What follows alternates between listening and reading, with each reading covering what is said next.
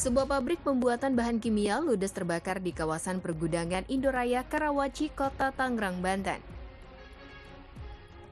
Di tengah kebakaran, sesekali terdengar ledakan berkali-kali. 25 unit mobil pemadam kebakaran Kota Tangerang diterjunkan ke lokasi. Api yang terus membesar membuat 2 gudang penyimpanan cairan thinner ambruk. Petugas pun sangat berhati-hati untuk menjinakkan api karena banyak material kimia yang mudah terbakar. Tidak ada korban jiwa dalam peristiwa kebakaran ini. Penyebab kebakaran diduga dari korsleting listrik.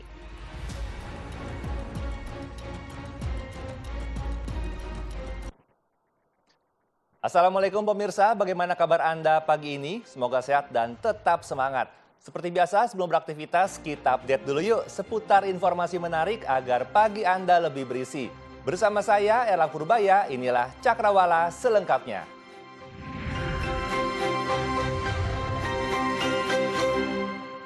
Seorang anak perempuan diduga disekap oleh seorang pria bersenjata tajam di pos polisi di kawasan Pejaten, Jakarta Selatan.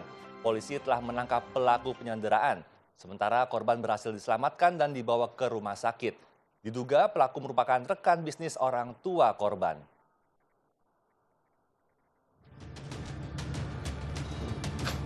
Seorang bocah perempuan disekap oleh seorang pria bersenjata tajam di pos polisi di kawasan Pejaten, Jakarta Selatan. Dalam video yang beredar, terlihat korban menangis saat pelaku menodongkan senjata tajam ke leher korban.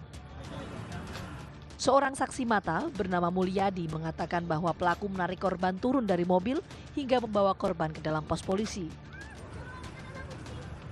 Nyandra anak kecil bang ya? Anak kecil sama kaki tadi alhamdulillah yang penting anaknya selamat. Selamat. Ini pakai apa bang tadi nyandranya? Pakai pisau. Kecil tadi tuh. Nyandranya di mobil bang?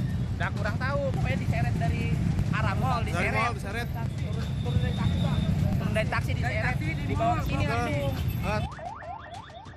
Saat ini polisi telah menangkap pelaku penyanderaan, sementara korban berhasil diselamatkan dan telah dibawa ke rumah sakit. Penyandra kita amankan. Siap. Masuk sandranya selamat. Selamat. Kita bawa ke rumah sakit. Rumah sakit untuk anaknya ya. Anaknya. Polisi masih melakukan pemeriksaan terhadap pelaku untuk mengetahui hubungan korban dan pelaku serta motif penyekapan yang dilakukan oleh pelaku. Seorang pengendara motor di kota Cilegon, Banten dibacok pengendara motor lainnya di jalan usai terlibat adu mulut. Akibat peristiwa tersebut, korban yang bernama Daniel Susilo itu menderita luka parah pada bagian kepala.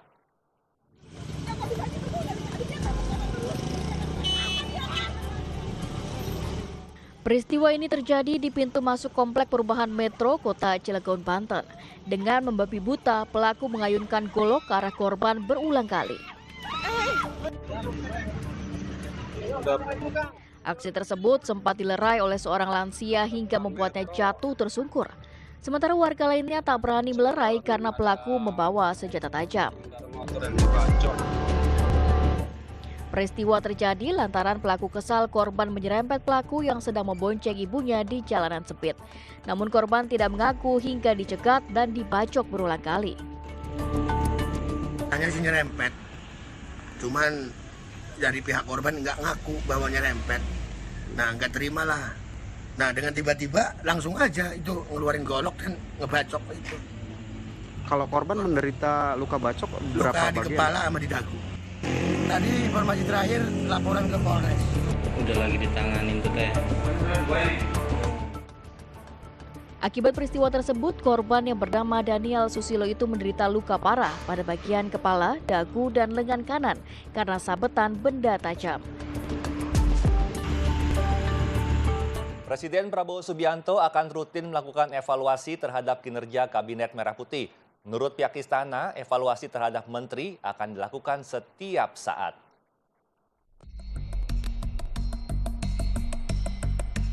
Presiden Prabowo Subianto akan melakukan evaluasi terhadap kinerja kabinetnya setiap saat.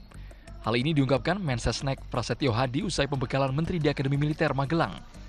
Menurut Mensesnek, evaluasi tidak berpatokan secara bulanan. Kan evaluasi menteri itu 6 bulan sekali apa begitu benar Pak? Oh enggak. Evaluasi tidak begitu. Evaluasi setiap hari akan dievaluasi, setiap saat akan dievaluasi.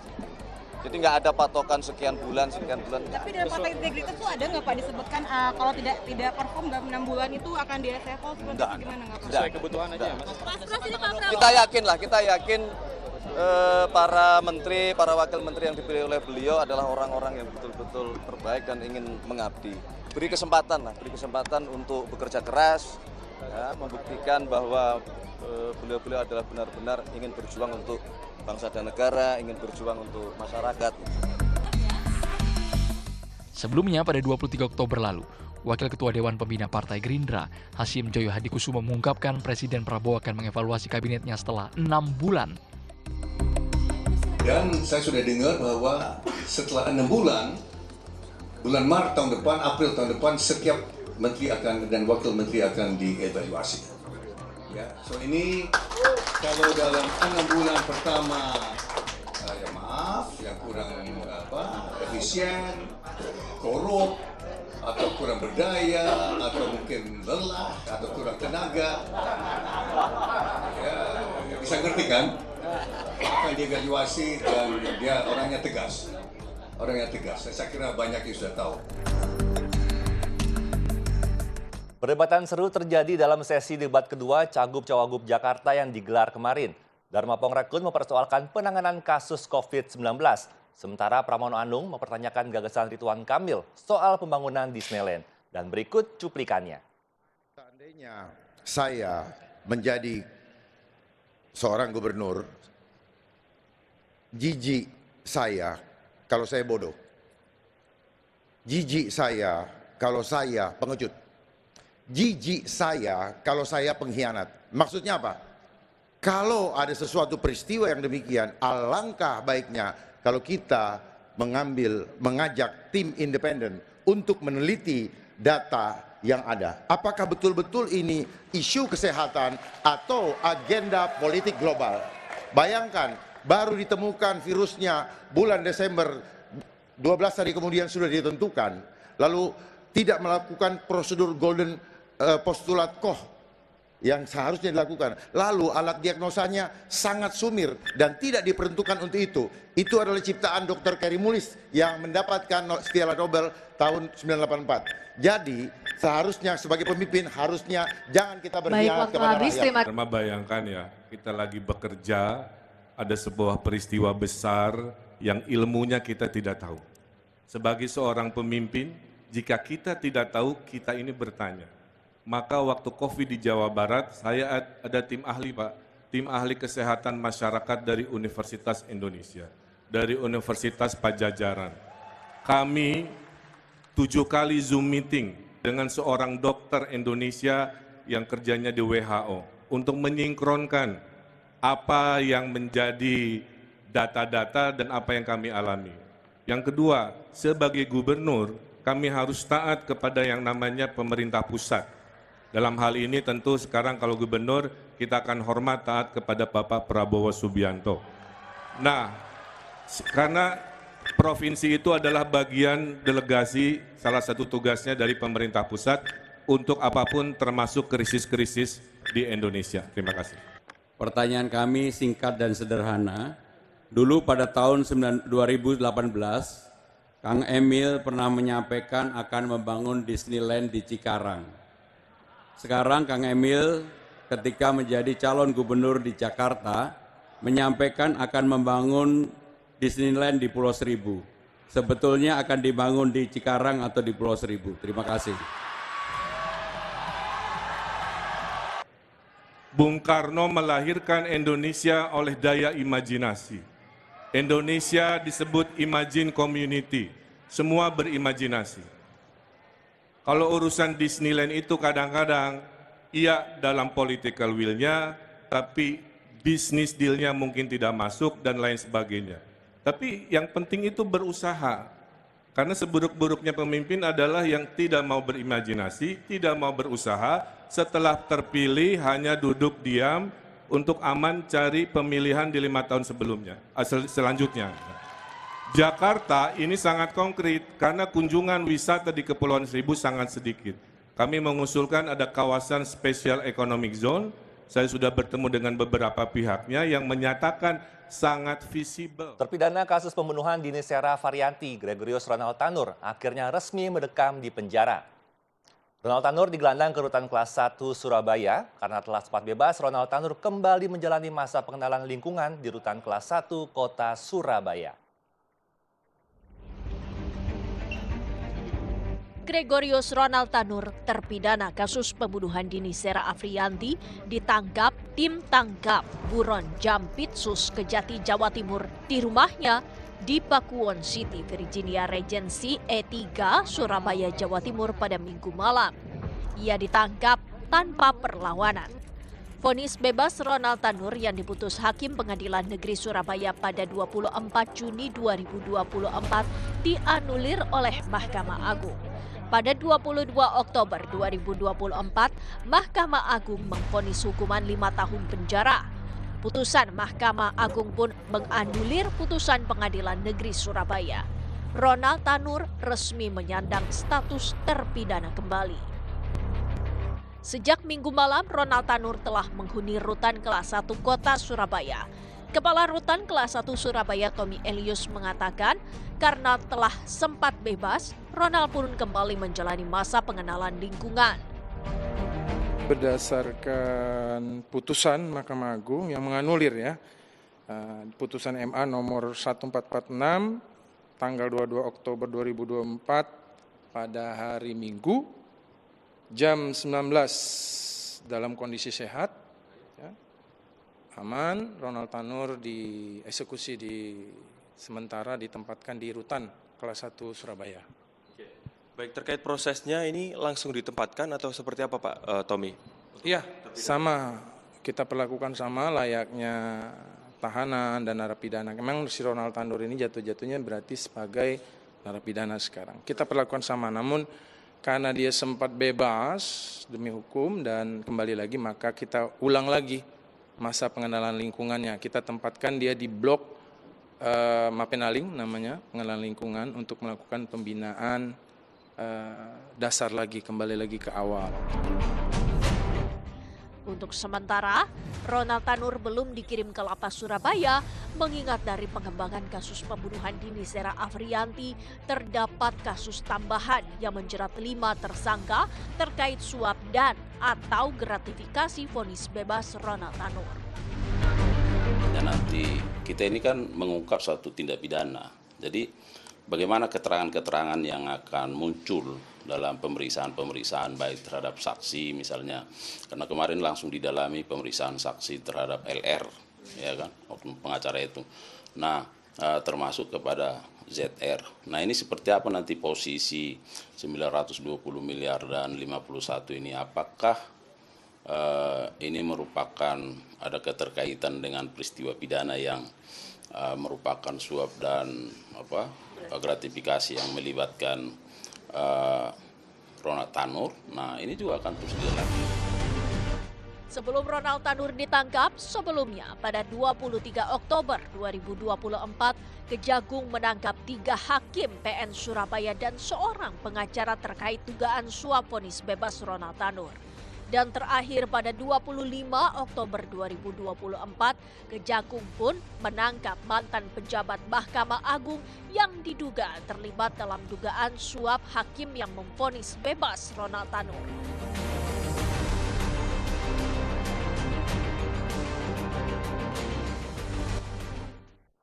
Bentrokan antar perguruan silat kembali terjadi di Tulung Agung, Jawa Timur. Polisi terpaksa menembakkan peluru kosong untuk membubarkan bentrokan tersebut.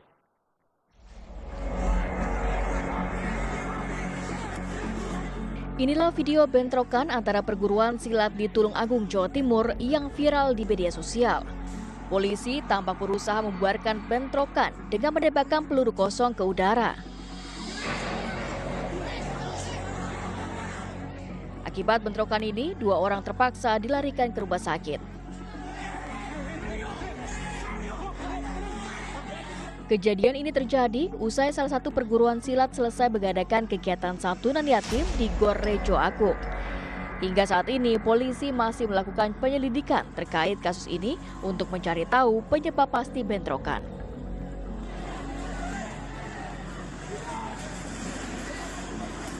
Untuk kejadian untuk sementara informasi data yang masuk ada 2 titik. Jadi di Simpang 3 Warung Kopi Ujang 1 dan juga di depan Stadion Rejo Agung. Untuk peserta undangan yang sebenarnya di wilayah Kota Tulungagung, namun dengan antusias mendengar acara, mendengarkan kegiatan tersebut, ada dimungkinkan wilayah Tulungagung ada.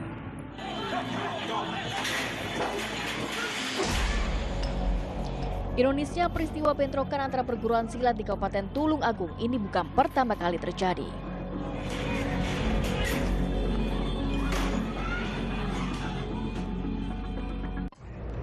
Seorang ASN perempuan digerebek warga sedang berdua di kamar hotel dengan seorang oknum anggota polisi. Selengkapnya sesaat lagi, tetap di Cakrawala.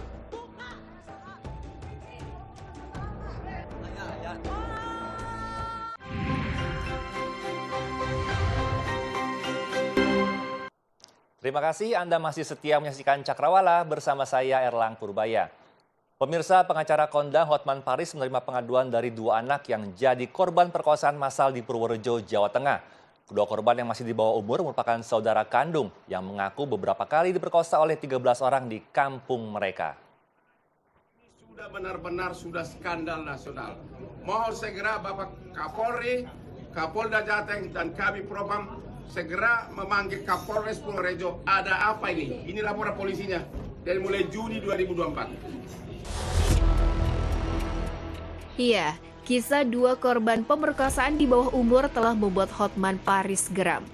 Keluarga korban dari 2 keponakan yang menjadi korban pencabulan oleh beberapa orang, kini kasusnya dianggap belum ada penyelesaian kepada pemerintah desa dan PPA Pemda Purworejo.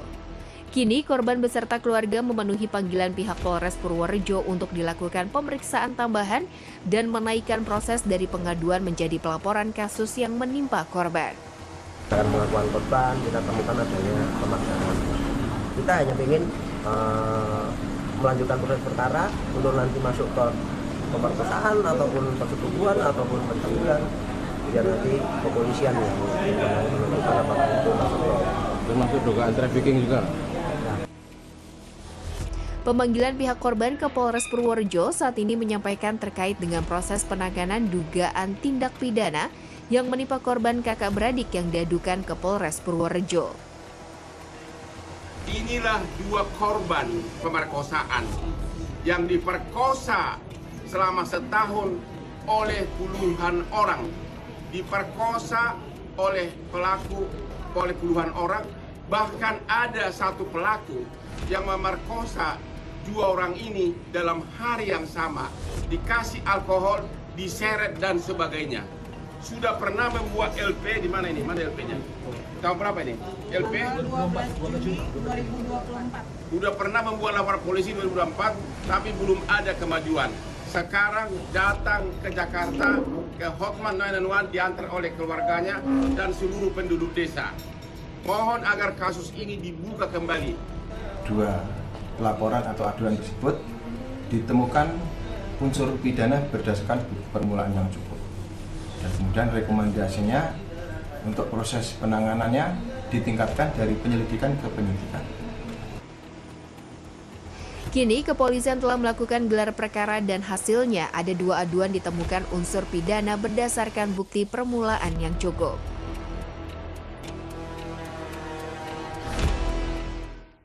Oknum anggota polisi di Garut, Jawa Barat digerebek warga saat sedang berada dalam 1 kamar hotel dengan seorang oknum ASN perempuan.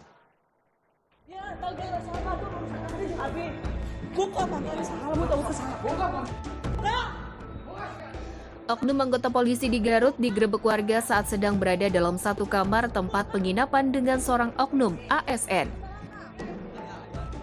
Video penggerebekan kedua oknum abdi negara itu viral di media sosial. Pria yang digerebek merupakan oknum anggota Polsek Pamengpek, Garut. Sedangkan pasangannya, oknum ASN disebut-sebut telah memiliki juga suami. Kedua orang tersebut kini telah diamankan Satuan Propam Polres Garut. Oknum anggota polisi itu berinisial Brigadir Y dan kini telah menjalani pemeriksaan Propam. Menurut Kapolres Garut, AKBP M. Fajar Gemilang, oknum anggota polisi itu terancam diberhentikan secara tidak hormat. Selain dipecat, ia juga dijerat pasal pidana terkait perzinahan.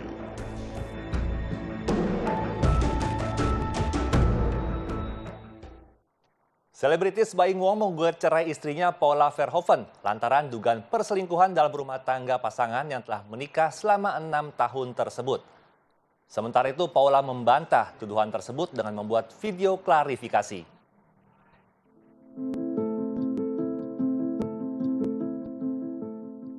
Kabar keretakan rumah tangga Baim Wong dan Paula Verhoeven memang sudah lama terdengar sejak beberapa waktu lalu. Rumor muncul lantaran pasangan ini jarang terlihat bersama. Baim tak bisa menahan air matanya di depan awak media saat menceritakan hubungannya dengan Paula. Benarkah Baim menceraikan Paula lantaran ada pria lain di hati Paula? Bisa dibilang dikhianati sama dua orang terdekat saya. Dari pihak perempuan sama laki-laki. Yang laki-lakinya itu adalah teman baik saya sendiri. Menanggapi tuduhan perselingkuhan dari Baim Wong, Paula Verhoeven membuat video klarifikasi. Ibu dua anak ini merasa perlu meluruskan tuduhan miring terhadap dirinya karena akan menjadi jejak digital bagi anak-anaknya. Selama masa pernikahan sebagai istri, saya sangat paham. Saya mempunyai banyak kekurangan.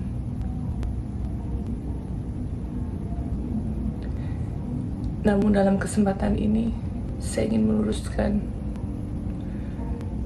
bahwa berita perselingkuhan itu tidak benar.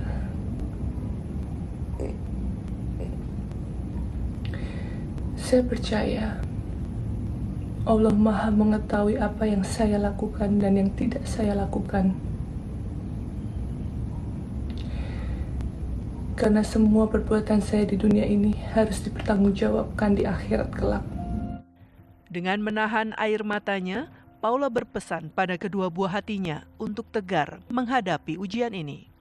Dan untuk anak-anakku, Kiano dan Kenzo, permata hati Mama.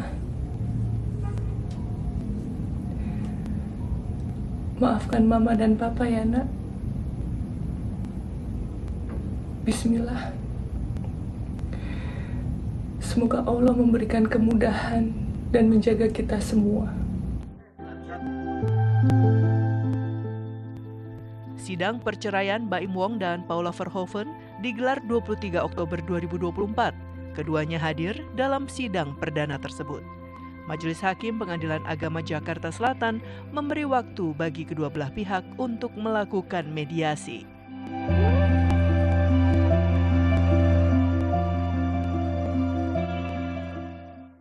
Anda masih ingat dengan Pak Tarno? Pesulap dengan gaya dan bawaan lucu itu sudah lama tidak menghibur karena sakit. Kabarnya kini Pak Tarno berjualan di depan SD negeri di sekitar kawasan Jakarta Utara.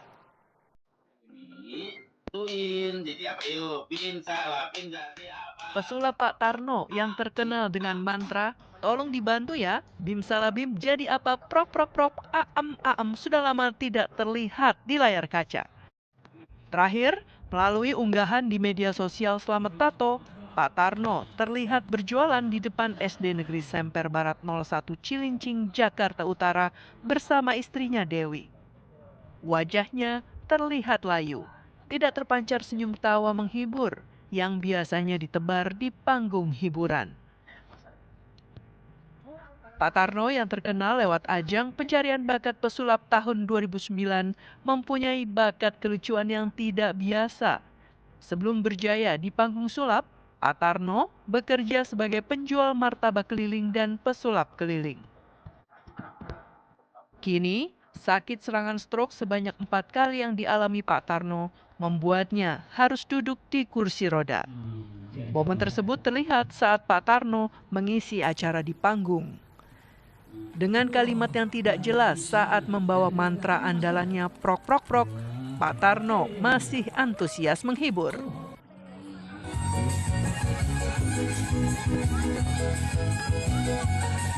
Berita ini sekaligus menutup perjumpaan kita pagi ini. Saya Elang Purbaya beserta kru yang bertugas pamit undur diri. Tetap semangat, sampai jumpa dan wassalamualaikum.